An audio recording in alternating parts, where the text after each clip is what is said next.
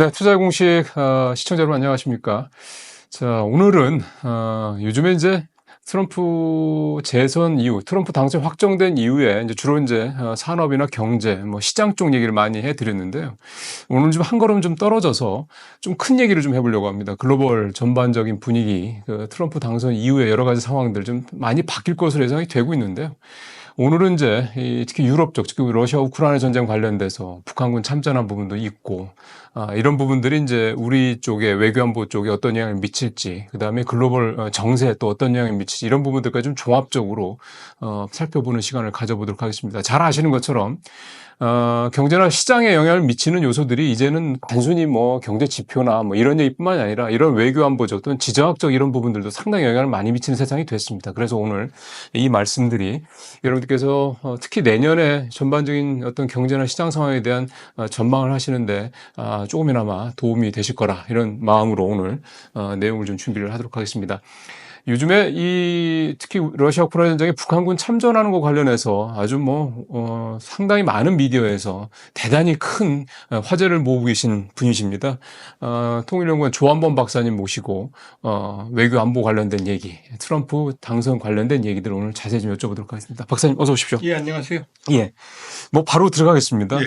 오늘 새로 나온 얘기가 북한군이 우크라이나 전투에 이제 참여를 시작했다. 이게 이제 미 국무부에서 얘기가 나온 거여서 좀 의미가 있다고 보는데 이 얘기를 좀 한번 좀 쭉 한번 상황을 한번 살펴봐야 될 것 같습니다. 지금 상황은 좀 어떻게 보고 계세요? 지금 제가 이제 자료를 떼어놨는데요. 네네. 그 러우 전쟁 이전부터 네. 인민군은 러시아에 있었어요.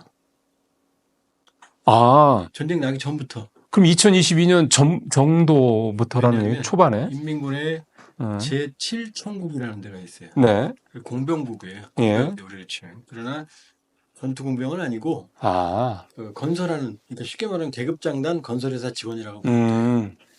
소치 올림픽 때는 약 5만 명이 러시아 건설을 담당했어요. 러시아는 건설 능력이 부실해요. 아, 그래서 그 7천국 인원 일부가 네. 상트페테르부르크에 예. 제가 나온 그 대학 다닌 도시 푸틴 대통령도 그 예. 상트페테르부르크 거기 있었어요. 아, 제 NGO를 하는 NGO의 친구들이 탈북민들이 가서 사진도 찍어왔어요. 네. 그러니까 이 친구들이 일부가 예. 전투 공병은 아니고 전선 인근에서 후방 건설 작업을 했다라는 음, 첩보를 제가 가지고 있거든요. 있었어요. 있었어요. 그런데 이제 문제는 뭐냐면 예, 지금 화면에 좀 나옵니다만. 여기는 이겁니다. 인민군이 이제 국정원이 특수군을 포함한 12,000명의 인민군이 러우전 최전선에 투입되더라고 10월 18일 갑자기 얘기를 했어요. 예, 저도 기억납니다. 기사에. 충격받았죠. 크게 났죠. 저는 설마 파병을 할까 그랬거든요. 네. 저도 뭐 러시아에서 대학을 다닌 사람인데 예상을 뛰어넘는 판단이었고. 네. 그랬더니 이제 10월 23일 날 미국 광부가 인민군 3,000명이 극동 지역에서 훈련 중이다. 네.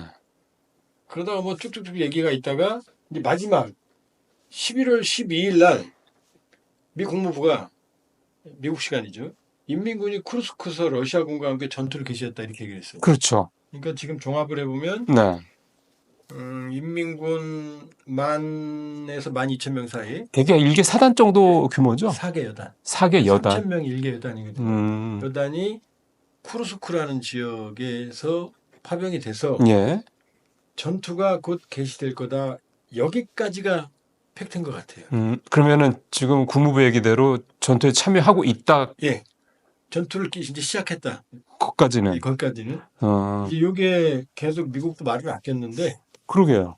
지금까지 보면 자, 이 영상이 재밌는 영상인데요. 뭐, 재밌다면 그렇지만 통조림, 뭐, 부상인민군, 인공기. 통조림, 예, 예, 예. 인공기 이런 거 많이 보셨을 거예요. 네네네네. 제 기준으로 이거 다 가짜입니다. 가짜 영상입니다. 아, 자, 개고기 통조림부터 먼저 말씀을 드릴게요. 네. 누렁이 개고기라고 써 있거든요. 그러게요, 지금. 깡통에. 북한에서 개고기란 말 안 써요. 단고기라고 그래요. 아, 그다음 두 번째, 탈북민들 붙잡고 개고기 통조림 얘기해 보면 본 사람 거의 없을 겁니다. 그럼 북한이 개고기 통조림 안 만드는데 가짜로 개고기 통조림 만들긴 만들어요. 어디서 만드느냐? 평양의 룡성구역에 룡성 특수식료라는 데에서 개고기 통조림을 만듭니다. 특수. 그럼 뭔가 특정한 어떤 목적이나 대상을 상대로 한다는 얘기네. 빠르시네. 예. 이거는 일반인들이 먹는 게 아니고 아. 예를 들면 올림픽이나 아시안 게임 가는 선수단. 그 다음에 고급 보양식이기 때문에 간부들 선물용이에요. 그러니까 일반 대중들한테 이렇게. 그런 사람도 없어요. 그 정도로. 근데 인민군들이 가져가서 저 무거운 1000~몇천 킬로미터 떨어진 데 가갖고 인민군들 병사들이 먹는다고요? 아닙니다. 자, 두 번째 가운데 부상당한 인민군 있죠. 예, 저거는 되게 실감 나는데요. 근데 저 음성을 들어보시면 음성이 차분합니다. 헉헉거리면서도. 그리고 우크라이나가 하고 싶은 말을 그대로 반복해요. 그다음 더 중요한 게 있어요. 지금 우크라이나가 계속 인민군을 참전했다라고 떠들고 있거든요. 그렇죠. 우크라이나가 계속 그렇죠. 얘기를 네. 내고 있죠. 그러면 우크라이나가 만일에 인민군을 저렇게 부상당한 인민군을 포로로 잡았으면 자, 이 사람 이름은 뭐고 어디 소속이고 계급이니 계급이고 뭐 다 나오겠죠. 그리고 그걸 우크라이나 국방부가 공개하면 되잖아요. 증거가 되잖아요. 근데 이 영상을 공개한 건 민간단체예요. 말이 됩니까? 안 되죠? 그러니까 공식적이지 않은 거네요, 이거는. 아니죠. 아니 인민군 우크라이나 국방부가 얘기하면 되지 그걸 왜 민간단체가 그렇죠. 텔레그램 같은 데 올립니까? 자, 그다음 인공기. 저것도 보셨을 거예요. 인공기. 지금 나오는 얘기가 신분을 속이기 위해서 러시아 군복을 입고 신분증도 브리아트 신분. 브리아트가 우리하고 똑같이 생겼거든요. 그런데 인공기를 저렇게 큰 걸 갖고 다녀요. 날 잡아봐라라고. 그럼 앞뒤가 안 맞는 얘기죠. 다 아닌 거죠. 지금 나온 영상은 이거 말고도 뭐 머리 긴 포로가 하나 뭐라고 말하는 장면이 있어요. 폭풍 군단 애들은 머리가 짧아요. 거의 빡빡처럼. 지금까지 나온 영상은 다 가짜입니다. 지금은 우크라이나군의 심리전이거니와 우크라이나를 지원하는 민간단체 심리전이다. 그러나 확실한 건 10,000명 내외 약 4개 여단 규모가 쿠르스크 인근으로 갔고 거기에서 전투 직전이고 11월 12일 드디어 국방부가 전투에 참여했다. 여기까지가 팩트입니다. 그러면은 국무부 발은 믿을만하다. 예, 미국 국무부 말은 믿을만하다. 그러나 우크라이나 발은 대부분 과장됐거나 너무 일렀다. 그러나 크게 틀린 건 아니다. 이렇게 볼 수 있어요. 그러니까 우크라이나 발의 국방부나 우크라이나 정부가 얘기하는 것 외에는 일단 신뢰를 이렇게 가지면 안 되는 정보들이라는 거고, 우리 입장에서 봤을 때는 그 다음에 이제 미 국무부나 이런 데서 얘기하는 거는 이제 신뢰가 갖고 봐야 되는데. 우크라이나는 왜 과장을 하냐면 인민군이 참견을 했다면 국제전으로 비화된 거고. 그런 거죠. 그러니까 우크라이나는 더 절박한 거고 더 많은 무기가 필요하고 더 지원을 인민군이 왔다니까 한국을 자극해서 한국한테 뭘 더 얻어내고 이런 세법이 있어요.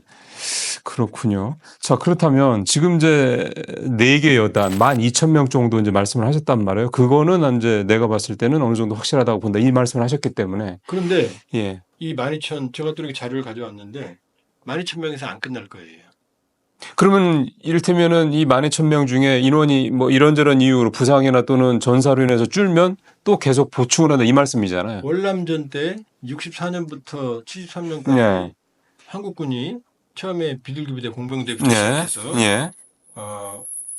백마부대, 맹호부대, 청룡까지 무려 32만 명이 파병이 됐습니다. 근데 월남전은 아시다시피 게릴라전이잖아요. 그렇죠. 정규군이 게릴라전이라고 대부분이. 그런데도 한국군이 5,000명이 전사했어요. 그렇죠. 근데 러우 전선은 대규모 소모전이에요. 2년 반 동안 러시아 병력 소모가 60에서 70만입니다. 원래 전사하고 부상 비율이 2대 1이거든요. 그럼 20에서 25만 명이 러시아만 전사했고 40에서 45만 명이 부상당했다는 그런 얘기죠. 지금 현재 가장 간단하게 추산해봐도 하루 러시아 병력 소모가 1,200명이에요. 그렇죠. 그럼 12,000명이면 열흘밖에 안 되잖아요. 이게 그러니까 끝없이 만일에 전투에 참여한다면 인민군이 여기서 안 끝난다는 얘기죠. 끝없이 온다는 얘기죠. 그러면은 이게 수만에서 수십만 와야 된다는 얘기죠. 우리 60년대 중후반에 베트남전 참전했을 때 양상으로 만일에 전투가 계속 지속된다면 그렇게 계속해서 북한군이 추가 충원이 될 거다라는 얘기가 되는 거군요. 그렇죠. 그러면 많은 분들이 관심을 갖는 게 특히 이제 폭풍군단 이런 얘기하니까 왠지 저희들 입장에서 볼 때는 얘네들이 뭐 특수부대다 이런 얘기도 많이 하고 그러다 보니까 이게 이제 북한군이 참전을 해서 뭔가 게임 체인저 역할을 할 것이냐에 대한 관심들이 좀 많으신 것 같은데 그 정도 수준이 된다고 보세요? 이게 좀 복잡합니다. 이 폭풍 군단은 11군단이라고 그래서 이제 경보 지도국이라고 하는 데가 있어요. 네. 경보가 뭐냐면 경보, 가벼운 예. 거리로 빨리 걷는다. 그렇죠, 뜻이에요. 그렇죠. 그러니까 11군단의 특징은 뭐냐면 자, DMZ 앞에 서쪽부터 4, 2, 5, 1 4개 군단이 있어요. 그 다음에 가장 화력이 강한 건 평양방어사령부. 평양 방어사령부. 예. 그 다음에 전방군단이 화력이 강해요. 그렇겠죠. 그렇죠. 11군단은 평양 후방에 있어요. 음, 일종의 보충대 예비대 개념이에요. 음, 그래서 4.25일 군단이 전면전이 벌어지면 이 친구들은 차량이 아니고 기계화 보병이 아니니까 경보병, 가벼운 무장을 하고 산악행군을 통해서 태백산맥을 통해 내려와서 후방을 후방을, 교란하는. 그러니까 신속한 기동력과 전투력은 있지만 무장은 어떻게 되겠어요? 가벼울 수밖에 없죠. 걸어서 다녀야 되니까. 얘네들이 가지고 있는 최대 무장이 뭐냐면 60mm 박격포예요. 60mm 박격포 1km, 2km밖에 안 가요. 분해하면 들고 그다음에 로켓포탄은 박격포탄은 매랑에 집어넣고 그렇죠. 이거거든요. 근데 이 정도인데 또 폭풍군단 안에도 일개 여단이 있으면 3,000명이면 그중에 5, 600명만 전투원이에요. 그럼 나머지는 지원, 농사 짓는 애들. 아, 돼지 키우고 소 키우고 바람 나가고. 그러니까 과연 이 저격병 전투원이라고 그래요. 예, 이 친구들은 전투력이 좀 있어요. 예, 그런데 이 친구만 모아서 갔는지 예. 여단 편지로 갔는지 그건 모르죠. 그러나 여긴 좀 갈려요. 폭풍군단 평가에 대해 탈북한 분들이 상당히 정예 병력이 가서 전투력이 있을 거다. 오히려 러시아군보다 전투력이 있을 거다. 이런 생각이 있고. 근데 문제는 지금 이 친구들은 산악행군, 그리고 밥 먹고 산악행군. 예. 근데 쿠르스크 간 러우 전쟁은 평원이에요. 그냥 완전히 그 참호전이라고 그래야 되나? 1차 세계대전 같은 그런 모양 세대요. 그리고 공세를 하려고 그러면은 맨몸으로 가면 다 죽어요. 그러니까 탱크하고 장갑차와 야포의 지원이 꼭 필요해요. 그렇죠. 그래야 돌격을 하려면. 그러니까 우리 드론으로 보면 막 탱크가 맥없이 부서지잖아요. 그러니까 탱크와 장갑차가 필요 없어 보이죠? 아니에요. 그게 없으면 전쟁을 못 해요. 가서 하차하고 병력 상기하고 이거거든요. 그러니까 알부병으로는 그냥 그 거대한 평원을 지금 우크라이나 남부 전선은 남한 면적을 러시아가 점령하고 있어요. 거기서 경보병이 어떻게 전투합니까? 그러니까 지금 이게 거기다가 지금 이 러시아가 탱커와 장갑차가 모질라거든요. 그렇죠. 근데 얘네들 12,000명한테 탱커 장갑차를 지원해줄 리가 없거든요. 그러니까 전투력이 게임 체인저가 될지 아니면 총알바지가 될지. 그러면 일단은 이 폭풍군단이라고 하는 11군단의 성격 자체도 흔한 말로 뭐 굉장한 정예부대라고 보기에도 사실은 좀, 자기들은 정예라고 그래요. 그런데 정면으로 충돌하는 부대는 아니라는 거죠. 그렇죠. 기습 후방 교란 부대인 거죠. 그렇다 그러면은 이제 게임 체인저라고 일각에서 보고 있는 거는 생각할 여지가 좀 있는 거고. 이런 면은 있어요. 왜냐면 지금 쿠르스크가 있는데 제가 이 장면을 볼까요? 요 전선을 보시면 이게 오른쪽을 보면 왼쪽을 봅니까? 왼쪽 걸 보시면 왼쪽 걸 먼저. 왼쪽 그림을 보시면은 빨갛게 그림이 있죠. 여기 아주 좀 빨간 빗금이 크림반도고 그 위쪽에 있는 도네츠크라고 써 있는 빗금이 여기 돈바스거든요. 여기를 2014년에 크림반도를 러시아가 뺏어가지고 그랬죠. 돈바스 도네츠크 이쪽은 친러시아 반군들이 장악했던 지역이거든요. 전쟁을 일으켜서 러시아가 점령한 지역이 이렇게 옅은 해안가를 중심으로 장악을 하고 있네요. 이제 남부 회랑 서더라고 그래요. 왜냐 이 도네츠크하고 루간스크하고 크림반도를 이어버렸잖아요. 이게 주전선이에요. 그런데 지금 거기 이 빨간데 거의 그 그림에 우크라이나라고 써 있는 그 글씨에 바로 윗에 보면 숨이라고 써 있거든요. 그 위쪽이 러시아 땅이 쿠르스크예요. 더 위쪽이네요, 그러니까. 그러니까 뒤 남부 빨간 쪽은 색깔 쪽은 남부 회랑은 원래 우크라이나 영토였는데 러시아가 점령한 지역이고. 러시아가 이미 점령했고. 근데 올해 8월 달에 갑자기 젤렌스키가 쿠르스크의 서울시 한 배 반환 면적을 러시아가 침공했어요. 본토를. 그러니까 쿠르스크 지역은 러시아 땅인데 젤렌스키가 점령한 지역이고, 그다음에 이 남쪽은 우크라이나 땅인데 러시아가 점령하고 있고. 이게 어떤 문제를 발생시키느냐. 네. 푸틴이 그렇게 잘난 체하고 내가 I'm strong man 했는데 1945년 2차 세계대전 이후로 본토를 땅을 빼앗긴 최초의 대통령이 됐네. 자존심이 상하죠. 상처. 네. 그랬더니 이 오른쪽에 있는 게 이게 이제 그 다른 그림을 볼까요? 예, 요 그림을 볼게요. 요 그림을. 여기 지금 이 오른쪽 그림에 보면 이렇게 하늘색으로 비금돼 있죠. 예, 네. 예. 요게 지금 서울시 한백만 면적을 우크라이나가 점령한 거예요. 쿠르스크 지역이라는 데고. 푸틴이 목숨을 걸고 어떻게 했느냐. 이 빨간색 있죠? 네네. 이건 회복한 거예요, 푸틴이.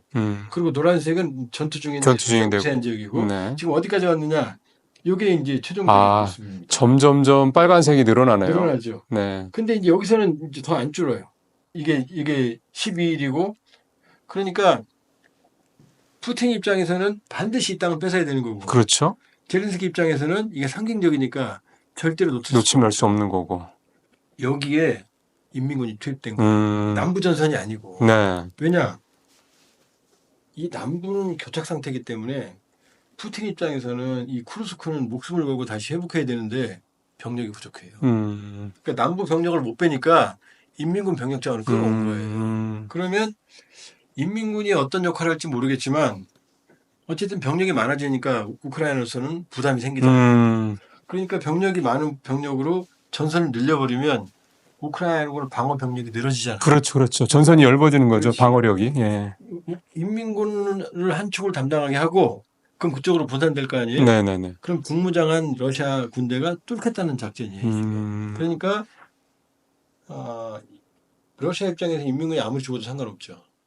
그러면은 이게 말씀대로라면은 게임 체인저일 수도 있고 아닐 수도 있는 거죠. 아닐 수도 있죠. 그러니까 그 게임 체인저를 북한군이 꼭 직접 해야 될 필요는 없는 거고 희생만 해도 영향을 주는 거죠. 그러니까 스톰 제트 작전이라는 게 있어요. 네. 스톰 제트가 뭐냐면 스탈린이 참 악마적인 말을 남겼는데 2차 세계대전 때 네.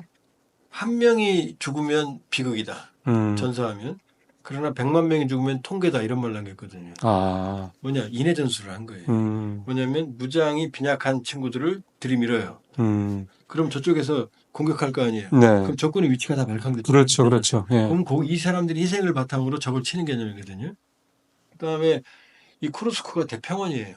인류 역사상 쿠르스크 전차전하면 히틀러의 전차 부대와 스탈린의 T-34가 부천대거든요.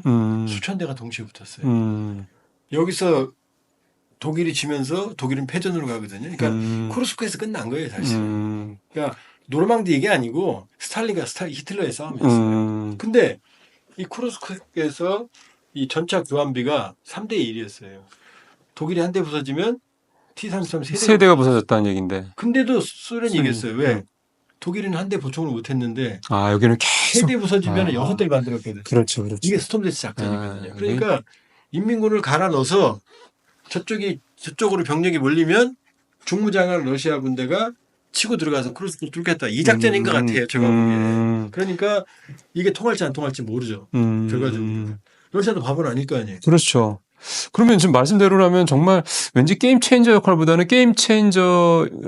이제 어떻게 보면은 총알바지 느낌이 더 강하고 그렇게 해서 결국은 북한군의 희생을 발판으로 러시아가 이 쿠르스크 지역을 회복하겠다 이제 이런 쿠르스크 전쟁에서 그렇게 이겼으니까요. 예. 더 많은 희생으로 이겼으니까. 그러니까 모르죠. 그러면 사실은 이런 정도의 상황을 북한 쪽에서 전혀 모르고 파병을 하지는 않았을 거고. 안 했죠. 그럼 이 정도까지 예상하고 파병할 정도라면 뭔가 러시아와의 관계가 저희가 한국에서 생각하는 것보다 훨씬 더 긴밀하다. 뭐 이렇게도 봐야 되지 않을까 생각도 좀 드네요. 지금 가장 많이 나오는 말이 김정은이 돈 벌려고 파병했다 그러잖아요. 사실 이제 아마 베트남전 때문에 그런 얘기들 많이 하는 것 같아요. 그거는 제가 보기엔 절대 틀린 말입니다. 김정은을 너무 얕보는 거예요. 자, 베트남 전쟁을 우리 이멘커 군대 갔다 왔죠. 예. 총 못 썼어요. 저 때는 M16이었죠. M16이었죠. 예. 저는 M1. M1 쐈거든. 예. 근데 훈련소에서 그 M1이 M16으로 바뀐 게 월남전 파병의 대가. 그렇죠. 저도 그렇게 들었습니다. 그때. 그다음 1964년부터 73년까지 파병했거든요. 안보 공백이 생기잖아요, 우리가. 그렇죠. 뭐 미국이 그걸 연인은 잠재워 주려고 예. 69년에 그 당시 세계 최강의 전투기가 F4 팬텀이에요. 아, 그때는 그게 최고였군요. 이스라엘도 없었고 일본도 없었어요. 그걸 무려 일개 대대 음. 18대를 미국이 무상으로 무제한 기한으로 우리한테 임대해줘요. 그래서 우리가 행복하게 약 5년 동안 동북아 최강의 군군력을 유지한 적이 있어요. 자, 한번 생각해 보세요. 김정은이 그걸 모를까요? 그냥 돈만 받으러 갔을까요? 북한 공군력 없거든요. 재래식 전력 형편없거든요. 핵만 그렇죠. 있지. 예. 자, 이제 답이 나오죠.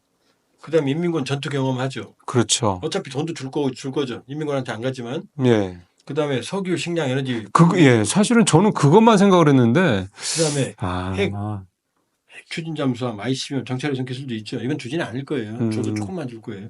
자, 김정은이 받을 게 한두 개예요 지금. 어마어마하죠. 그러니까 김정은이 갔죠. 인민군을 갈아 넣는 걸 넣을지 안 넣을지는 본인은 뭐 어떻게 생각할지 모르겠지만 김정은으로서는 받을 게 너무 많고 네. 푸틴은 절박한 상황에서 병력을 받고 그러니까 전략적 영향기가 맞아 떨어지는 거예요. 그렇죠. 근데 김정은이 돈 몇 푼 때문에 간다?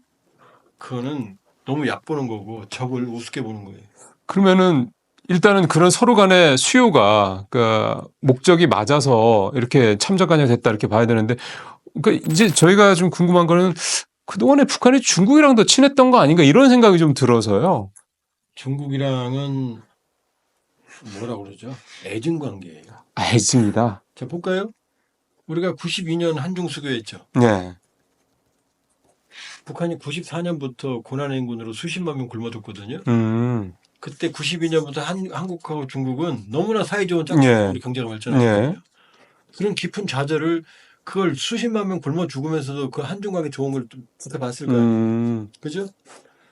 그다음 2017년 2월 달에 김정은이 말레이시아에서 자기 이복형 김정남을 암살하죠. 예. 그때 김정남을 돌봐주고 있던 게 중국이었어요. 그다음 2013년 12월에 공허부 장성택을 처형하는데 그쵸. 공허부 장성택은 친중 라인의 거두였어요. 그쵸. 장성택 죽이면서 친중 라인 모두 처형당했어요. 아, 그게 컸군요. 진짜 배후 관계가. 관계가. 그리고 중국이 맨날 북한한테 도와주니까 북한이 고마워할 것 같죠? 고마워하지 않아요. 왜 그런지 아세요? 모택동, 마오쩌둥이 1940년대에 동북전쟁, 네네. 동북삼성. 네네네. 그래서 장제스 군대하고 싸울 때 힘들었어요. 네. 정말로. 질 뻔했어요.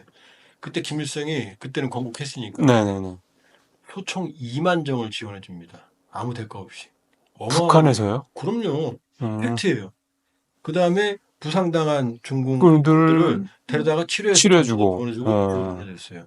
그러니까 김일성 머릿속에 대가리 속에는 나 아니면 못했던 건 없다예요. 아. 중국은 없다. 그러니까 김일성, 김정일이 가면 어마어마하게 융숭한 대접을 해준 거예요. 그러니까 북한은 중국이 도와주는 건 당이라고 생각해요.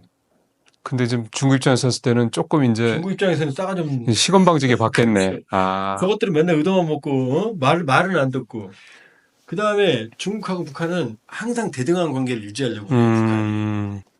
그러니까 마음에 안 들죠. 근데는 중국 입장에서 또 이거 버릴 수는 없죠. 그러면. 전략적 자산이니까. 예. 그러니까 북한에는 이런 말이 있어요. 일본은 100년의 적, 예. 중국은 천년의 숙적. 아, 그렇게 그런 중국을. 말이 있어요. 우리가 중국 볼 때 그런 느낌 있죠. 예. 그거가 똑같아요. 똑같아요. 그러니까 북중 관계는 애증이다. 서로 필요로 하지만 전적으로 믿지는 않는다. 그런데 이 상황에서 북한이 러시아하고 밀착하잖아요. 그 중국 입장에서 봤을 때는 좀 가뜩이나 경제 상황도 안 좋고 여러 가지로 좀 압박을 받는 상황에서 되게 좀 하여간 곱지 않은 시선을 볼 수밖에 없을 것 같아요. 제가 이제 이 그림을 한번 보시면 네. 이게 지금 현재 북중러의 국경이거든요. 네네네네. 북한하고 러시아는 국경을 맞대고 있죠. 그렇죠. 그럼 문제는 뭐냐? 중국이 동해로 못 나와요. 그런 동해로 못 나와. 중국이요. 예. 예. 요 마지막에 요 약간 혼춘시에 있는 요 흐린 분홍 색깔이 끝이 못 나오고 막혀 있잖아요. 요 짧은 구간이 북러가 국경을 막고 있기 때문에 중국은 동해로 못 나와요. 아, 그게 북한과 러시아의 국경이군요. 예. 그럼 나갈 수가 없죠. 없지요. 원래는 나갔어요. 청나라 말기에 러시아하고 전쟁에서 뺏긴 거예요, 일단. 아. 그러니까 지금 중국의 입장에서는 철천지한이 동해로 못 나오는 거예요. 그 저기만 뚫리면은 동북 삼성이 날개를 잘 펴. 그렇죠. 얼마든지 풀리는 건데. 동북 삼성이 제일 가능하잖아요. 예. 그러니까 중국의 꿈은 동해로 나오는 거예요. 그러겠네요. 그러니까 중국은 모르나 이게 뭐냐? 이 그림이 중국이 그려놓은 만리장성이에요. 어디까지 와 있어요? 평양까지 와 있잖아요. 그러네요. 이게 저기들의 마음이에요. 본 마음이에요. 동북공정. 이게 동북공정이에요, 사실은. 그러니까 네. 차항출에 자 그림 하나 또 보여드릴게요. 이 그림. 이 왼쪽이 중국이 원하는 지도예요. 아. 자 이러면 어떻게 돼요? 완전히 그러면 동해를 뭐 싹 가지게 되는 거예요. 동해, 서해 뭐 다 뚫려가지고 그렇죠. 뻥 뚫린 거네요. 그러니까 유사시 북한을 먹거나 물론 우리로서는 천인공노할 노릇이죠. 그렇죠. 중국을 말하는 거예요. 그러거나 위성국가를 세우면 차항출해 항구를 빌어서 동해로 나간다가 되는 거예요. 이러면 중국 동부상 날개 달아요. 태평양으로. 그렇죠? 지금 중국 보아이만으로 동부상 나오는데 물류가 이거랑 동해를 얻는 거랑 어떻게 됩니까? 그 중국이 파키스탄에다가 그 1대1로 통해서 막대한 자금 지원을 하면서 파키스탄에 있는 그 항구 이름이 생각나는데 거기를 가져간 이유, 거기를 이제 임차를 한 이유도 결국은 인도양 진출하려고 하는 거랑 그거하고는 비교가 안 되는. 근데 이런 것도 어떤 문제가 있냐? 자, 중국이 이렇게 동해를 가지게 되면 러시아 블라디보스톡이 중국한테 포위가 되잖아요. 그렇죠. 중국하고 러시아가 친한 것 같지만 갈등 관계가 있어요. 이 시베리아 극동은 이 만주 지역은 일부는 사실은 원래 중국 땅이었고, 네.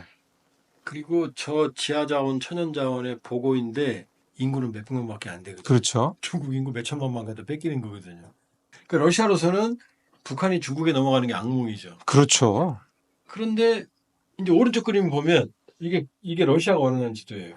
만약에 중국이 들어오면 동해를 막아버리는. 그렇죠. 러시아의 꿈이에요. 예. 근데 그동안 이게 안 됐거든요. 예. 중국만 조중 5호 협정의 상호 원조제약에서 유사시 군대를 파견할 수 있었는데 예. 올해 6월달에 푸틴하고 김정은 맞습니다. 체결했잖아요. 예. 그래서 러시아가 군대가 들어올 수 있게 돼 있어요. 그러네요. 그럼 중국이 지금 어떻게 했어요? 속이 다 들어가겠는데. 찢어지죠. 예. 이것들을 그냥 이러니 갈등이 생길 수밖에 없죠. 근데 이제 북한 입장에서 봤을 때는 그런 어떤 지정학적인 그런 이점을 정말 그 거대 양국인 러시아와 중국 사이에서 잘 활용하고 있다라고도 볼 수 있는 거네요. 우리한테 나쁜 놈이지만 김정은의 전략 속에서는 북한이 항상 그랬거든요. 중국과 러시아를 활용해 왔거든요. 그렇죠. 그러니까 상대적 자율성이 러우 전쟁 때문에 상당히 커진 거죠. 상대적 자율성. 그러네요. 이렇게 된다면 또 중국도 마냥 북한을 계속해서 이렇게 뭐 홀드할 수는 없을 거고 뭔가 당근을 줄 수밖에 없지 않겠어요. 근데 중국은 카드가 있어요. 자, 볼까요? 이 그림 보시면 공로가 이렇게 밀착함에도 불구하고 2023년 북한의 무역 의존도 대중국 의존 98.3%. 뭐 이게 러시아는 1%도 안 돼요. 그러니까 북한이 사실 중국이 북한을 살짝 먹여 살리는 거네요. 그럼요. 러시아는 산업이 없어요. 그렇죠. 없잖아요.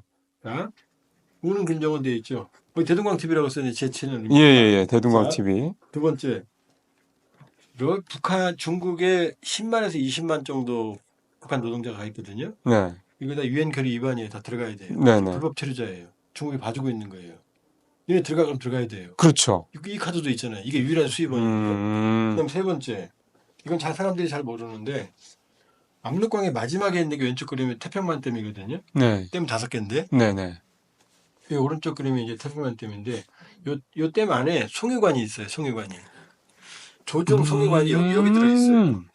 이 송유관만 잠가버리면 북한 경제는 3개월이면 붕괴합니다. 그렇죠. 기름이 못 들어가니까. 뭐 러시아가 주면 되지.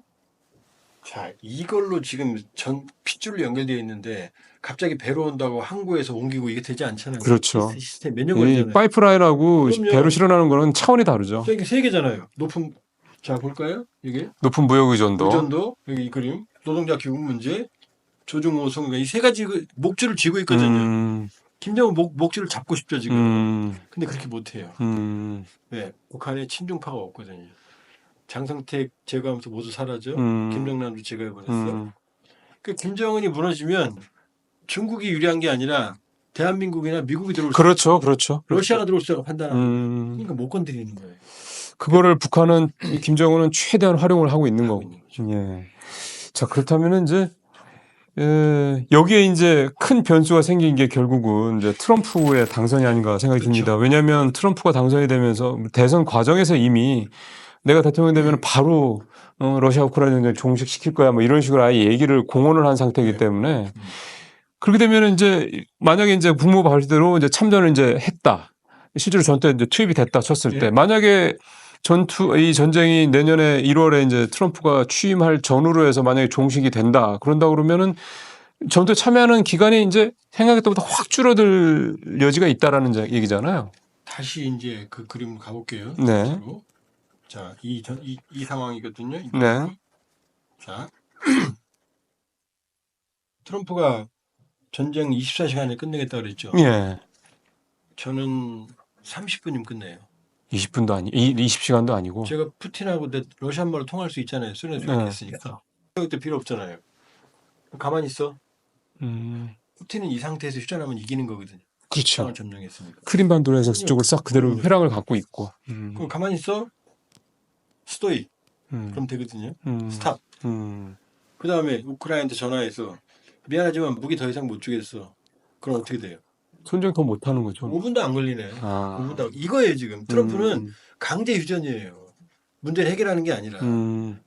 그러면 이렇게 되면 어떻게 되죠?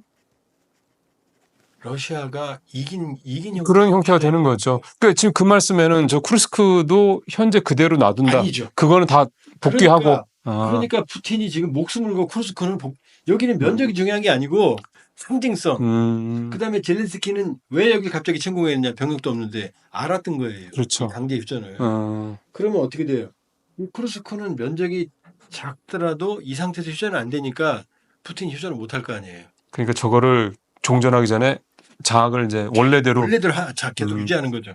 그다음 만일에 휴전 협상 때 쿠르스크는 면적이 작지만 남쪽에 있는 남부 해랑에 10배, 20배, 100배 땅과도 바꿀 가치가 있는 거잖아요. 그 송유관 연결하는 그게 여기 있다면서요? 연결하는 게 이제 저기에 그 수두자인데요. 예. 뭐냐면 가스관. 아, 그죠. 가스관, 천연가스관. 가스관이 지나가는데 거기에 검침 장속 장비가 있어요. 아. 그러니까 전기 계량기 부셔버리면 얼마나 쓰는지 모르잖아요. 그러니까 장사를 못 하는 거예요. 그러니까 그것도 있고 인근은 또 원자력 발전소도 있어요. 아, 맞아요. 그러니까 지금 그것도 있지만 중요한 건 이 쿠르스크라는 러시아 영토를 그것도 러시아 2차 세계대전의 영웅들의 땅이라는 이걸 장악하고 있으면 휴전하기 첫째 어렵고. 그렇죠. 두 번째 휴전에서 땅 바꾸기 할 때 이거 내 10배, 20배, 100배까지도 받을 수 있는 땅이거든요. 상징성이 그만큼 있다. 그래서 이게 여기가 비극의 땅이 되는 거예요. 왜냐? 푸틴은 반드시 회복해야 되고 젤렌스키는 버텨야 되는 거. 그러니까 언제까지? 내년 1월 20일 트럼프 취임 전까지 피비린 나라는 거예요. 근데 중요한 건 겨울에는 러시아의 제일 중요한 장군이었거든요. 동장군. 전쟁이 하기 어려운 상황에 급하게 인민군을 불러들인 거예요. 땅을 급하니까 푸틴이. 그런 속내가 있어서 북한군 참전 이렇게 서둘러서 이루어진 거군요. 왜 남쪽에서는 병력을 뺄 수가 없으니까. 그러니까 지금 외신 보도 종합하면 남쪽 병력은 그대로 있는 상태에서 5만 명 병력을 모았다. 그럼 우크라이나 입장에서는 저길 뺏기겠냐고요. 저거 뺏기면 젤렌스키는 아무것도 그렇죠. 나중에 만약에 이런 상태로 종전해야 된다 면 대통령 자리를 유지하기도 쉽지 않겠죠. 이렇게 휴전되면 젤렌스키는 어쨌든 대통령 자리, 젤렌스키 원래 전쟁 전에 지지율이 23%. 그렇다고 그러더라고요. 그러니까 전쟁으로 유지해온 인간이에요. 전쟁으로 유지해온 지도자예요. 그렇다고 그러면 이 쿠르스크는 정말 종전 직전까지 엄청난 그런 저기가 이제 조선 인민군의 피로 물드는 그런 어떻게 보면 우리한테도 상당히 좀 가슴 아프죠. 왜냐하면 지금 저게 헌법상 대한민국 국민인데 그러니까요. 우리랑 전쟁하는 상황도 아닌데 어린 병사들이 죽어나가겠죠. 그런 겁니다. 진짜. 자, 그럼 이제 어느 정도 이 러시아 우크라이나 전쟁은 트럼프 대선과 관련해서 이제 어떤 식으로 이제 갈지에 대한 부분들을 어느 정도 좀 윤곽이 좀 잡혔다. 물론 뭐 최종 시점에 이제 지나봐야 알겠지만 북한군은 공식적으로 전투에 참여한 게 확인이 됐고 계속해서 이제 보충을 할 가능성이 높고 그런다 그러면 여기서 앞으로 뭐 12,000명이 아니라 수만 명의 북한군들이 여기에서 이제 근데 이제 이런 가능성이 있죠. 네. 어차피 트럼프 대통령이 당선이 돼 이제 임기 시작하면 강제 휴전하면 이 1차에서 끝날 수도 있죠. 12,000명에서. 근데 장기화되면 병력 보충이 계속 돼야 되죠. 그런 거죠. 그러면은 말씀하신 대로 내년 1월 말까지 대략 한 지금 이제 2달 조금 더 남은 건데 이 12,000명이라는 인원이 그 정도까지는 버틸 수 있는 근데 그 전면전으로 들어가면 그 정도도 못 버틸 거예요. 그러겠죠. 네. 그럼 추가 파병이 돼야 될 거예요. 그러니까 지금 아직도 폭풍군단에 대해 잘 아는 사람들이 과연 전면에서 싸울까? 제 생각에는 아마 한 축을 담당해서 우크라이나 병력을 분산시키고 주공은 이제 러시아군이 들어올 테고.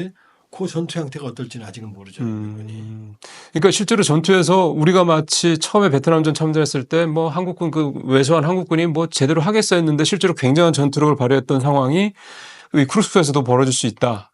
그렇게 볼 수도 있겠군요. 그런데 저는 좀 약간 비관적이에요. 일부 북한 주민들은 친구들은 정예병력이고 잘 싸운다. 러시아보다 더 잘 싸울 거다 그러는데 제가 보기에는 아니에요. 지금 러우는 벌써 2년 반의 전투 경험이 있어요. 그렇죠. 그게 정말 엄청난 거죠. 그런데 이 젊은 친구들 산악전에 특화된 친구들이 장비도 없이 네. 저기서 버틴다? 쉽지 않죠. 예. 전면전에 들어간다면 제가 보기엔 자살골이다. 네.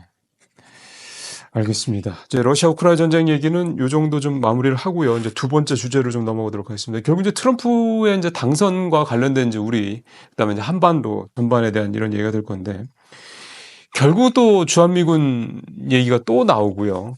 심지어는 핵무장 관련된 얘기가 이제 자꾸 부상을 하고 있습니다. 이게 어떤 의도들을 가지고 나오는지 사실은 이런 얘기들이 나오면 우리 국민들께서 상당히 좀 불안할 수밖에 없는데 이 트럼프의 재선을 계기로 이런 문제들, 이런 민감한 이슈들이 자꾸 나오는 배경을 어떻게 좀 우리가 이해를 해야 될까요? 지금 이번 대통령 선거 미국 네. 확인된 거는 확실히 확인된 건 객관적으로 뭐냐? 미국은 위대하지 않다. 왜냐? 본인이 말했잖아요. 마가. 위대하지 않으니까 위대하게 만들겠다는 그렇죠. 얘기군요. 그렇죠. 아. 본인들이 인정한 거예요. 미국이 한때 세계 GDP의 40%였거든요. 그렇죠. 지금은 25%도 안 돼요. 그렇죠. 그때에 비하면 위상이. 네, 쪼그라들고 있어요. 그러니까 저무는 미국이에요. 이게 올라가는 게 아니라 내려가는 미국이에요. 그러니까 미국이 예전 같지 않으니까 동맹 어깨를 잡고 우리 같이 싸우자 이게 바이든이에요. 그다음에 예전 같지 않으니까 야 나 돈 좀 줘. 이게 트럼프고. 그러니까 방식만 다르지 미국의 시대 팍스 아메리카나가 끝난 다극화 시대에는 뉴노멀이에요. 지금 마가가 되겠어요? 높은 관세 올린다고 그래서 미국의 제조업이 살아나나요? 그럼 관세를 올리면 미국 제조업이 살아나야 되는데 제조업이 살아나려면 그만큼 노동력도 양질의 노동력 그렇죠. 계속 있어야 되는 거고. 그게 있나요? 없잖아요. 네. 뭐 불법이 이제 추방한다는 얘기 나오니까 고용 문제도 생길 거고. 추방하면은 노동력비는 더 올라갈 거고. 예, 고용 문제가 당장 발생합니다. 미국 경제는. 그다음에 물가는 올라갈 거고. 그렇죠. 당연히 올라가죠. 당연히 올라가고. 그러니까 마가라고 하는 걸 만드는 보호무역주의와 관세 폭탄이라고 하는 거는 해법이 아니다. 미국에서 제조업이 떠난 데는 이유가 있습니다. 네. 원래 자본주의가 발달하면 기술력과 금융자본만 남고 제조업은 나가는 거예요. 그렇죠. 애플이 공장이 없잖아요. 네네네. 설계만 하지 다 어디서 만들어요? 다 딴 나라에서 만들어요. 그러니까 부가가치 높은 것만 그럼요. 보유를 하는 거죠. 그런데 그 상황에서 지금 다시 제조업을 되살리겠다? 그런데 또 반도체 같은 거 뭐 지원금은 또 안 주겠다? 텔리가 지금 뒤죽박죽이에요. 트럼프가. 그렇죠. 사실은 일관성이 없는 거죠. 일관성이 없는 거예요. 그러면 자 얘기가 좀 샜는데 그럼 미국의 팍스 아메리카나 시대가 지나갔다. 네. 그러니까 고립주의. 우리만 잘 먹고 잘 살 거야. 트럼프. 아니야. 그래도 세계 질서에 관여해 우리가 이익이야. 이게 바이든. 그러면 그럼에도 불구하고 주한미군 28,000명이 한국에서 와 있느냐? 아니거든요. 그렇죠. 자기들의 이익이지. 나토. 미국이 나토를 위해서 헌신을 하는 아니거든요. 미국 지배 주도의 유럽 질서를 유지하기 위해서거든요. 그러니까 트럼프가 돼도 미국의 기존 동맹 체제는 근본적으로 흔들리지는 않는다. 음, 그냥 찌그럭뻐그럭 그냥 부부싸움 좀 갖는 거지 이혼은 아니다. 그런데 예전만 못하니 이것저것 이것도 좀 주고 저것도 좀 주고 지금 1조 6천억 정도 방위비 분담금도 미국이 다 못 써요. 우리가 주는 것도. 매년 남아요. 몇 천억씩. 그 남는 거는 계속 이월되는 식인 거예요. 이월되는 거죠. 그리고 그런데 지금도 다른 나라에 비해서 우리가 방위를 많이 내는데 9배를 더 내라? 100억 달러 내라? 그럼 미군이 용병이 되는 거고 그렇죠. 동맹은 깨지는 거예요. 그렇죠. 100억 달러 들여서 극단 용병스러우고 핵무장 한뿐만이지 그걸 어떻게 주고 앉았습니까? 그러니까 일부는 더 줘야 될 거예요. 좀 더 올려줘야 될 거다. 그렇죠. 하도 난리치니까. 그러나 그걸로 만일에 100억 달러를 진짜 받겠다 그러면 그건 동맹이 흔들리는 거예요. 깨지는 겁니다. 아니 사랑하면 사랑하는데 밥값 따로따로 내자 그러면 그건 연애가 그건 아닌 거죠. 그렇죠. 그러니까 한미 동맹이 근본으로 흔들리지는 않는다. 그러나 여기저기서 불의 파음은 나올 거다. 그걸 사실 우리가 일기 때 경험해 본 거 아닙니까? 그때도 어마어마하게 올라간 거 아니잖아요. 네. 사실은 일기 때도. 그러니까 트럼피즘이 그러니까 미국인들 이해해야 되는 게 뭐냐면 전 세계적으로 불안하잖아요. 네네. 우크라이나 전쟁, 중동 전쟁, 북한 전 세계가 불안하잖아요. 그럼 스트롱맨들이 튀어나와요. 그렇죠. 항상 그렇게 되죠. 우경화, 네. 프랑스 르펜, 네. 이태리의 무솔리니 후에 네. 에르도안, 푸틴, 터키 에르도안, 예, 그다음에 터키 러시아 에르도안, 푸틴. 젤렌스키 이게 다 민족주의자들이거든요. 우경화하고 보호무역지가 크거든요. 그러면 그다음에 미국이 경기 지표는 안 나빠요. 네. 근데 실업은 없는데 월급 받아봐야 외식을 못 하는 거예요. 실직은 아닌데. 그러니까 사람들이 불만이 많아요. 그러니까 저문은 미국을 본인들이 느껴요. 이런 불안이 불안할 때는 어떻게 돼요? 조금 이성적이고 합리적인 사람보다는 좀 거칠고 예. 거칠어도 센 사람. 센 사람의 그래서 스트롱맨. 예. 그래서 미국인들이 그걸 알면서도 이번에 트럼프를 선택을 했다. 한 거거든요. 그런데 그 거친 사람이 과연 뭘 얼마나 다시 4년 안에 이 거대한 경제 문제를 어떻게 해결합니까? 안보 문제 역시 마찬가지예요. 그렇죠. 그러나 트럼프가 이제 아마 러우 전쟁은 조기 종식 가능성이 있고요. 중동도 조기 가능성이 있어요. 그러니까 이스라엘에 조금 유리한 쪽으로 갈 수밖에 없겠죠. 네. 예. 그리고 이제 우리죠. 우리도 우리가 남는 건 뭐냐? 김정은과의 관계거든요. 그래서 지금 저도 좀 여쭤보고 싶었던 게 사실은 북미 정상회담이라는 게 상상도 못했던 일이 트럼프 일기 때 그것도 2번이나 있었고 물론 뭐 성과가 특별히 있었던 건 아니긴 합니다만 어쨌든 상상도 못했던 일이 현실화 됐었고 우리가 그걸 그 당시에 목도를 했었단 말이에요. 그러면 그걸 했던 게 결국 트럼프인데 그러면 그게 이번에 재선이 됐을 때 또 소위 말하는 리바이벌이 되지 않겠느냐 이런 생각들을 좀 해볼 수 있을 것 같아서요. 이렇게 보자고요. 네. 트럼프 일기 때 트럼프는 정치적인 위기였어요. 이 트럼프 개인 변호사 코언의 그 의회 증언부터 시작해서 정치적인 몰리고 있을 때예요. 뭐 탄핵 뭐 어쩌고 이런 얘기 나올 때입니다. 그러니까 김정은이라는 상품성이 필요했어요. 네, 그때는. 일단 돌파구였군요. 그럼요. 그 다음에 재선을 해야 되니까 재선을 위한 결과가 필요했어요. 성과가. 근데 지금은요. 재선 할 필요 없죠. 예.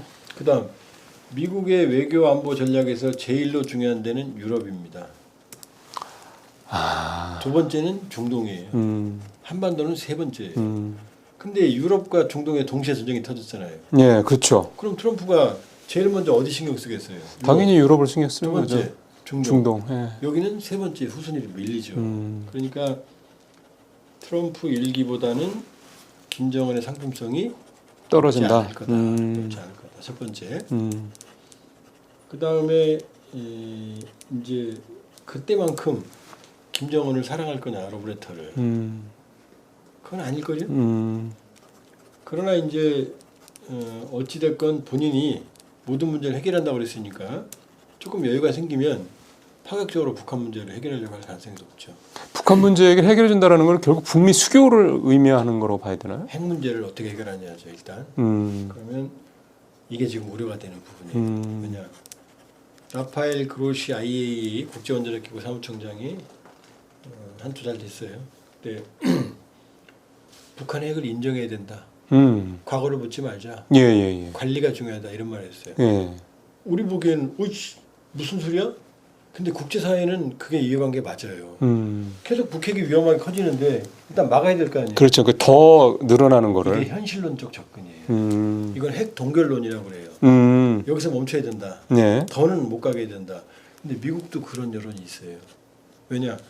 지금 ICBM은 없거든요. 예. 미국설 공격 능력은 공학 발사만 하고 있거든요. 근데 시간 지나면 가질 거 아니에요. 가질 수 있기 더군다나 이번에 러시아랑 이렇게 긴밀한 관계가 되면서 그러니까요. 그 기술을 받을 수 그러면 있는 거죠. 미국 입장에서는 여기서 멈추는 게 중요하잖아요. 그렇죠. 달리려면 야, 됐어. 너 그거 하지 마. 야, 뭐 안 할게. 가진 건 인정해 줄게. 이게 현실론이에요. 핵 동결론. 그리고 핵 군축 일부만 서로 바꾸는 거예요. 제재 일부와 북핵 프로그램의 일부를 바꾸는 게 이게 핵 군축론이에요. 왜 그게 되나? 이미 했어요. 언제 하노이에서 영변 핵단지 일부. 예. 그다음에 제재 해지 5개. 이게 핵 군축이었어요. 지나보니까 이 가능성이 높아지는 거예요. 그럼 국제사회하고 미국은 안전해지죠. 그렇죠. 근데 문제는 뭐예요? 우리죠. 우리죠. 우리 예. 공격 능력은 있거든요. 예. 황당해지는 거죠. 지금 국제사회 여론이 이래. 해리스 이번 대선 정책 정강 정책에 비핵화를 뺐어요. 아 그래요? 인권도 뺐어요. 시그널을 준 거죠. 너 조용히 하고 있으면 인정해 줄게. 가만히 있어. 방해하지 마. 그런 거네요. 아니 미국 입장에 생각해 보세요. 어차피 북한 비핵화 안 할 거 아니에요. 그러겠죠. 러시아하고 걔들은 손까지 잡았는데. 그렇죠. 안보리 이제 식물인간인데. 그럼 여기서 막는 게 중요할 거 아니에요. 이 문제가 발생한 거예요. 이 문제가 제일 큰 문제는 이거예요. 저는 뭐 경제 뭐는 전문가도 아니고 네. 안보를 보면 이게 제일 큰 우리 시급한 문제예요. 그럼 우리는 어떻게 돼요? 미국의 확장죄만 믿고 우리 도와줄 거지 이렇게만 믿는 거예요. 이제 그런 상황이 아니라는 얘기네요. 아니죠 이제 상황이. 그럼 이제 우리 대응이 제가 공개적으로 언론에서 이제 얘기하는 게 뭐냐? 동맹만 믿을 수는 없다. 그렇죠. 세 가지. 자, 핵의 불균형이 생겼으니 이건 핵으로 막아야 돼요. 네. 자, 첫 번째 자체 핵무장. 네. 두 번째 미국의 전술핵 반입 한국에. 아 그게 제일 빠르겠네요. 네, 세 번째가 이제 현실적인데 뭐냐? 잠재적 핵력량 구축. 이게 뭐냐면 미사일의 핵무장인 3대 요소가 필요하거든요. 운반수단 미사일, 예. 핵물질을 터뜨리는 기폭장치, 예. 그다음에 핵물질 세 가지가 있으면 되거든요. 예. 우리는 미사일은 선진국이에요. 그렇죠. 그다음에 기폭장치는 사실상 개발돼 있어요. 그렇죠. 여러 가지 기폭장치, 핵물질만 없어요. 그렇죠. 농축과 재처리 권한만 있으면 할 수 있거든요. 농축하면 고농축을 하면은 히로시마에 떨어진 고농축 우라늄탄, 재처리에서 나온 플루토늄 이게 나가사키 탄이거든요.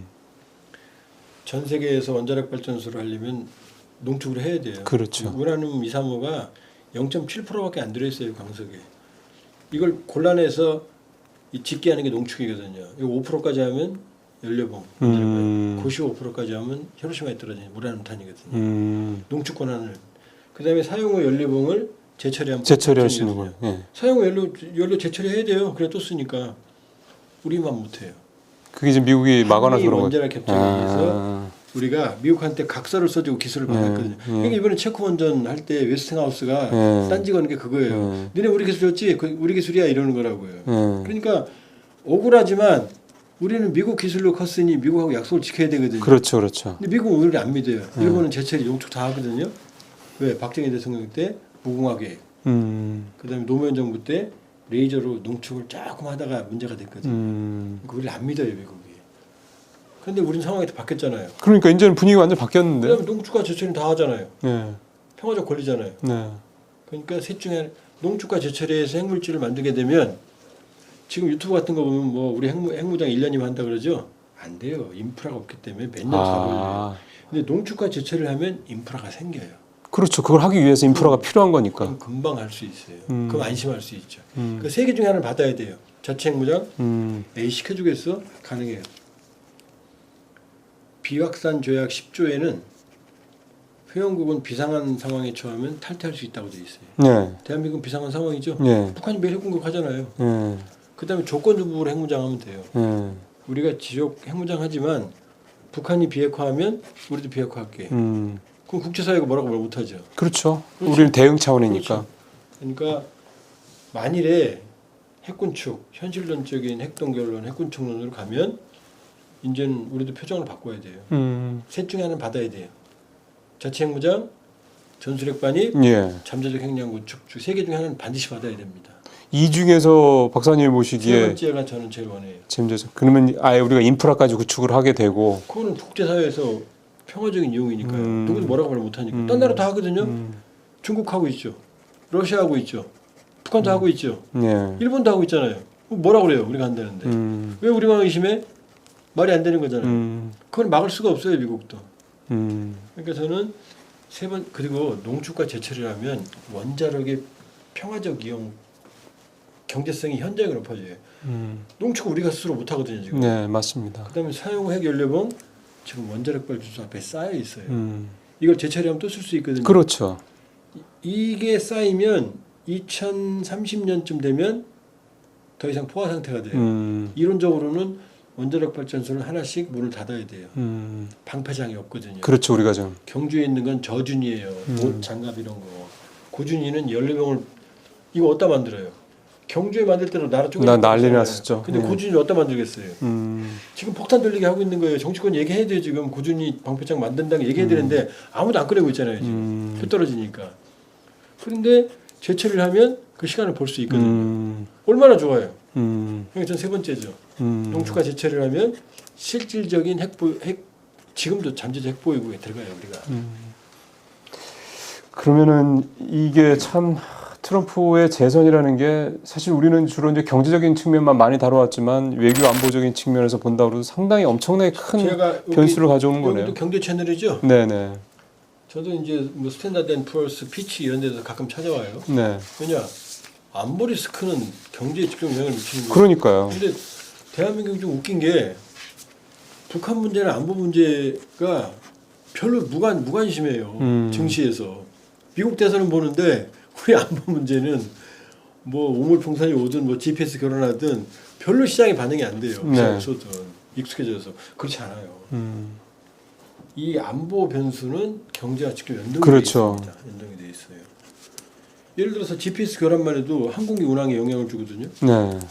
우물풍선에 고속철 같은데 떨어지면 고속버스 떨어지면 얼마나 사고가 나요. 굉장히 위험한 거예요, 사실은. 예. 근데 이제 이런 안보 변수를 우리는 너무 무시하죠. 익숙해져 있으니까. 그러니까 사실은 이 경제에 대한 안보 변수, 투자 이런 데서도 사실은 굉장히 유의해야 된다. 이미 현실에 나타나잖아요. 서울에서 남쪽을 한번 가보시는 거랑 북쪽을 한번 가보시는 거 환경이 완전히 다르죠. 네. 그게 안보 변수거든요. 그렇죠. 남쪽은 막 땅값이 비싸고 번창하는데 북쪽으로 갈수록은 허전하잖아요. 그러니까 이 안보 변수는 항상 주시해야 된다. 자, 이제 마무리를 좀 해서 예. 마지막 말씀을 좀 듣고 싶습니다. 이제 트럼프 취임까지 한 2달 반여 정도 남았고, 여러 가지 큰 변화가 예상이 되고, 지금 뭐 특히 이제 외교안보 측면에서 때는 이제 핵 얘기까지 나오는 판이 됐으니까 이제 큰 판이 이제 바뀌게 되는 건데, 박사님 입장에서 봤을 때 윤석열 정부, 그러니까 우리 정부가 이런 어떤 큰 변화가 예고되는 상황에서 어떻게 대응하는 게 우리의 어떤 뭐 국가적인 어떤 그런 뭐 안보도 그렇고 외교 상황도 그렇고 국가의 이익을 위해서 가장 또 국민들의 어떤 그런 안위를 위해서 가장 중요한 부분이라고 생각하세요? 국익 우선의 실용 해결을 해야 됩니다. 국익 우선의 전략적 명확성 해결을 해야 됩니다. 사실은 세계는 진영화가 아니고요. 각자 도생이에요. 엄밀히 보면. 지금 나토 미국이 진영을 만든 것 같지만 안 그래요. 다 입장 다 다르고 우크라이나 지원하는 것도 우크라이나가 뚫리면 유럽이 뚫리거든요. 그렇죠. 그러니까 트럼프 대통령은 끝내겠다 그러는데 나토는 벌써 반대하잖아요. 푸틴 버릇 나빠지니까. 그렇죠, 그렇죠. 그렇죠. 그러니까 사실은 각자 도생입니다. 각자 도생. 맞는 말씀입니다. 각자 도생에서 우리가 살 길을 찾아야 되는 거고, 그리고 만일에 말씀드렸지만 위기는 기회라고. 그렇죠. 만일에 우리가 잠재적 핵력량 구축하거나 예. 또 북한이 러시아 파병한 건 저건 자충수예요. 저는 수없이 많은 대가도 있겠지만 어마어마한 전사자가 나오거나 또 북한에 비하면 러시아는 자유국가거든요. 네. 그 자유를 경험한 수많은 병력들이 돌아오면 예를 들면 그러니까 그리고 이 저런 98.3%의 산업 의존도가 있는 중국을 버리고 네. 러시아로 간다? 군사기술 좀 얻고 뭐 기술 좀 얻는다? 거기다 통일 민족 개념을 폐기했잖아요. 음. 그럼 우리가 이제 북한은 통일 패러다임을 진 거고 예, 예, 예.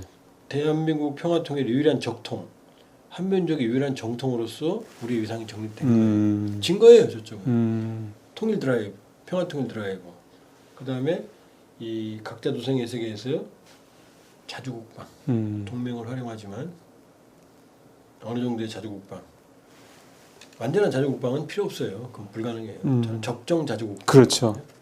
동맹 안보와 적정 자주국방을 결합을 하는 능동적 자주국방. 이게 이제 위기는 기회라고. 우리가 언제까지 그 미국의 확장 억제에만. 그렇죠. 드골이 그런 말 했잖아요. LA나 워싱턴이 핵공격 받을 위협을 감수하면서 파리를 지켜주겠냐고. 동맹을 활용하되 한미동맹은 중요합니다. 오늘날 번영의 토대가 앞으로도 중요할 거예요. 그러나 이제 우리 중심에 우리 또 하나 좋은 건 뭐냐면 절대 강자가 없는 세계는 다극화 시대예요. 그렇죠.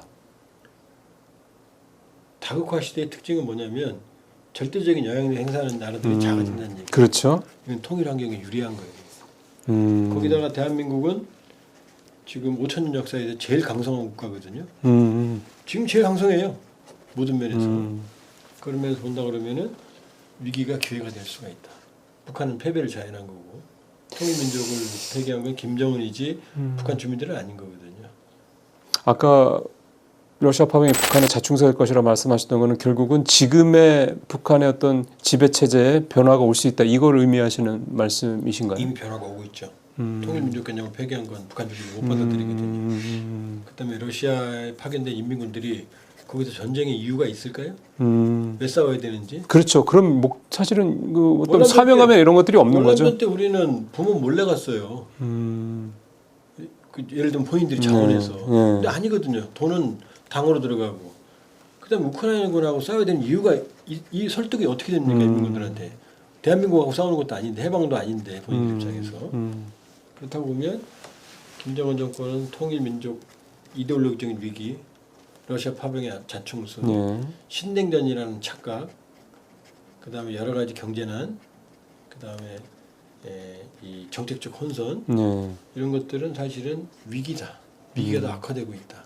그렇기 때문에 이런 모든 걸 잘 활용을 할 필요가 있다 이렇게 볼 수 있습니다. 정말 우리 측에도 여러 가지로 굉장히 중요한 시기가 점점 도래하고 있다 이런 생각이 좀 드는. 크리티컬 포인트예요. 예, 알겠습니다.